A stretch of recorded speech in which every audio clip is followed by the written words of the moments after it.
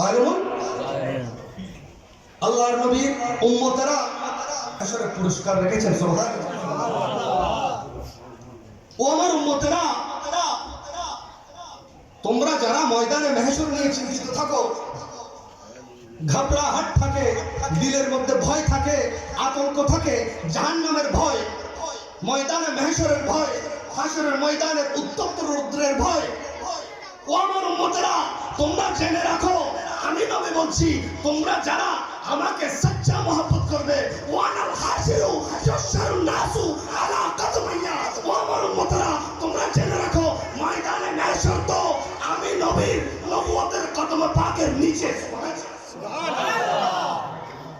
ওয়ানাল হাশিরু ইয়াশারুন নাসু আলা কাদমাইয়া, যে ময়দানে মাহশর নবীর নবুয়তের কদম পাকের নিচে হয়, সেই নবীকে মহব্বত করলে লাভ না ক্ষতি? জাহান্নামের ভয় থাকবে না। এই জাহান্নামের ভয় মুক্ত করার জন্য আল্লাহর নবী আমাদের উদ্দেশ্য করে বলেছেন, ওয়ানাল হাশিরু ইয়াহশারুন নাসু আলা কাদমাইয়া।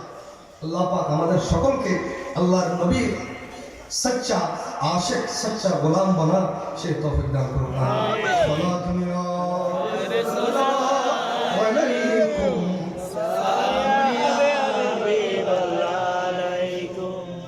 আমি বলেছি দুটি বিষয়ের উপর কথা বলবো একেবারে সংক্ষেপে। তাহলে প্রথম বিষয় হাদিসে মুবারাকা যারা সাবেক বা প্রমাণিত হয়েছে। এবার আসুন, আউলিয়া কেরামকে মহব্বত করলে তার ফজিলত আছে কিনা বা তাতে লাভ আছে কিনা, এবং আউলিয়া কেরাম খোদা প্রদত্ত ক্ষমতার মালিক কিনা। আল্লাহর নবী হযরত সুলাইমান আলাইহিস সালাম তিনি এমন নবী ছিলেন যার হুকুম বাতাস পর্যন্ত মানত। সুলাইমান আলাইহিস সালাম যদি বলতেন, ওহে উত্তরের বাতাস তুমি দক্ষিণে প্রবাহিত হবে না, ওহে পশ্চিমের বাতাস তুমি পূর্ব দিকে যাবে না, তাহলে বাতাস সেখানেই স্টপ। আল্লাহু আকবার। আল্লাহ পাক অত ক্ষমতা দিয়েছেন হযরত সুলাইমান আলাইহিস সালামকে। শুধু ইনসান নয়, জিনেরা পর্যন্ত ওনার গোলামি এখতিয়ার করত। সুবহানাল্লাহ। হযরত সুলাইমান আলাইহিস সালামের দরবারে রানী বিলকিস আসবেন, তশরিফ আনবেন। তো রানী বিলকিস, আমি একেবারে ট্রেনের গতিতে এগোতে হচ্ছে যেহেতু সময় কম, রানী বিলকিস আসবেন, কিসরা শহরের বাদশাহ। তো তিনি যে সিংহাসনে আরোহণ করতেন, বসতেন, সেই সিংহাসন ছিল 60 গজ বা 120 হাত, 120 হাত, অনেক বিশাল সিংহাসন।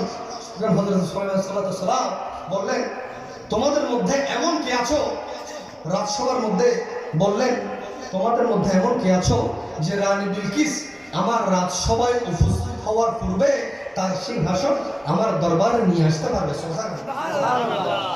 তখন হঠাৎ করে একজন জিন বলে উঠল, অনেক ক্ষমতাধর, অনেক শক্তির অধিকারী, অনেকে চুপ করে আছে, তাদের পক্ষে অসম্ভব।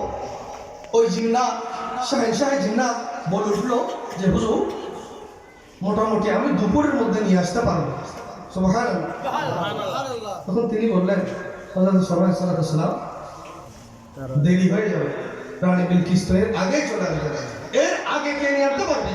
সুবহানাল্লাহ। তখন একজন আল্লাহর মকবুল ওলি এবং আলেম ওই রাত সবাই উপস্থিত ছিলেন। সুবহানাল্লাহ। তিনি বললেন যে হুজুর, হুজুর আমি রানী বিলকিসের সেই সিংহাসন নিয়ে আসতে পারবো।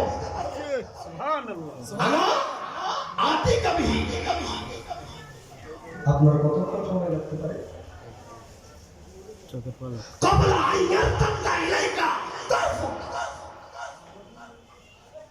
আপনার চোখের পলক পড়তে যতক্ষণ সময় লাগবে, ওই মুহূর্তের মধ্যে আমি রানী বিলকিসের সিংহাসন নিয়ে আসবো। সুবহানাল্লাহ। শাহেনশাহ জিন্নাত যে কারনামা আঞ্জাম দিতে অক্ষম হয়েছে, আল্লাহর নবীর গোলাম বেলায়েত প্রাপ্ত আল্লাহর ওলি সেই কারনামা আঞ্জাম দিয়ে দিচ্ছেন, তাও আবার মুহূর্তের মধ্যে। সুবহানাল্লাহ। এই কথা বলতে না বলতেই মুহূর্তের মধ্যে হযরত হযরত সুলাইমান আলাইহিস সালামের দরবারে রানী বিলকিসের সেই সিংহাসন উপস্থিত। সুবহানাল্লাহ। হযরত সুলাইমান আলাইহিস সালাম দেখে আশ্চর্যান্বিত হয়ে গেলেন, অবাক হয়ে গেলেন, বিস্মিত হয়ে পড়লেন, একই কাণ্ড। তখন তিনি বললেন, হাযা মিন ফাদলি রাব্বি, এটা আমার মওলা, আমার আল্লাহর অনুগ্রহ, যা তিনি আমার এই আল্লাহর বান্দাকে তিনি মহব্বত করে দান করেছেন, বেলায়েতের ক্ষমতা দিয়েছেন। সুবহানাল্লাহ। মাশাআল্লাহ হাজরিন, তখন আউলিয়া কেরামের ক্ষমতা আছে কি নাই? আছে। আউলিয়া কেরাম খোদা প্রদত্ত ক্ষমতার মালিক কিনা? আউলিয়া কেরামের দরবারে গেলে আমরা যে ফরিয়াদ করি, সেই ফরিয়াদ মঞ্জুর করার সেই ক্ষমতা আছে কি নাই? অবশ্যই আছে। जो दुनिया में वली अल्लाह का दरबार में रसूल अल्लाह का दीदार देखेंगे सारा दुनिया।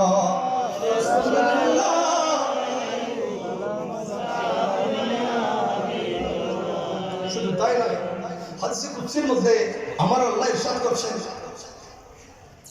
আমার বলিদেরকে তোমরা কি মনে করেছো? আমার বলিদের ব্যাপারে, আমার বন্ধুর ব্যাপারে তোমরা যা তা বলতে যেও না। আল আউলিয়াই তাতা কাবাই লা ইয়ারিফুন গায়রি। সুবহানাল্লাহ। আমার বলিগণ, আমার মাহবুব, আমার বন্ধু, তিনারা আমার কুদরতের জুব্বার অন্তরালে অবস্থান করে। তাহলে আউলিয়া কেরাম শানে মুস্তাহি করার সুযোগ আছে। শুধু তাই নয়, মান আদা লি ওয়ালিয়ান ফাকাদ আযনতুহু বিল হারব। আমার ওলির সাথে যারা মুস্তাহি করবে, বেয়াদবি করবে, শত্রুতা পোষণ করবে, দুশমনি করবে, নাফরমানি করবে, আমি আল্লাহ সেই বান্দার সাথে যুদ্ধ ঘোষণা করলাম। নাউজুবিল্লাহ। তাহলে আল্লাহ রহমত পেতে হলে কার দুয়ারে যেতে হবে? ওলির দুয়ারে, আল্লাহর ওলির দরবারে। কেননা ইন্না রাহমাতুল্লাহি করিবু মিনাল মুহসিনিন। সুবহানাল্লাহ। আল্লাহ পাকের রহমত কোথায়? আউলিয়া কেরামের দরবারে। তাহলে দ্বিতীয় কথা যা বলেছিলাম, আউলিয়া কেরাম খোদা প্রদত্ত ক্ষমতার অধিকারী। আউলিয়া কেরাম দিতে পারেন, আমাদের মনসা, মনের ইচ্ছা, আকাঙ্ক্ষা তেনারা পূরণ করতে পারেন, আমাদের ফরিয়াদ মঞ্জুর করতে পারেন। আল্লাহ পাক সেই ক্ষমতা দিয়েছেন। শুধু তাই নয়, আল্লাহর ওলির সাথে নিসবত রাখলে সেই নিসবত মওলা আলী পর্যন্ত পৌঁছে যায়। মওলা আলী পর্যন্ত পৌঁছাতে পারলে যেতে যেতে যেতে যেতে সে আমার নবী পর্যন্ত পৌঁছে যায়। আর যে আমার নবীর নবুয়তের চৌখট মুবারকে পৌঁছে গিয়েছে, সে নিঃসন্দেহে মহান রব্বে কায়নাত পর্যন্ত পৌঁছে যায়। সুবহানাল্লাহ। আল্লাহ পাক আমাদের সকলকে আল্লাহর ওলির সহিহ নিসবত ধারণ করার তৌফিক দান করুন। আমিন। নিসবত মিলি হ্যায় জব সে মুঝে তেরে নাম কি, নিসবত মিলি হ্যায় জব সে মুঝে তেরে নাম কি, তেরে नाम की इज्जत जहां में होने लगी, इज्जत जहां में होने लगी, इस गुलाम की इज्जत जहां में होने लगी, इस गुलाम की सलात या रसूल अल्लाह।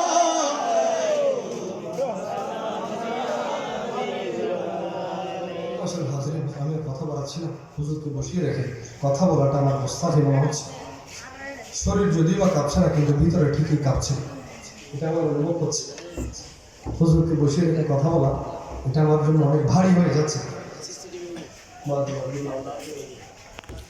আল্লাহ পাক আমাদের সকলের হাজিরকে কবুল করুন। আমরা ঠিক যেভাবে এখানে আল্লাহর ওলির দরবারে শামিয়ানার নিচে অবস্থান নিয়েছি, অবস্থান নেওয়ার সেই সৌভাগ্য হাসিল করেছি। ময়দানে মাহশর এই ওলির নিসবতে দামানে মুস্তাফা সেই নুরানি শামিয়ানার নিচে আমাদেরকে আল্লাহ পাক অবস্থান নেওয়ার তৌফিক দান করুন। ইল্লাল বালাগুল মুবিন।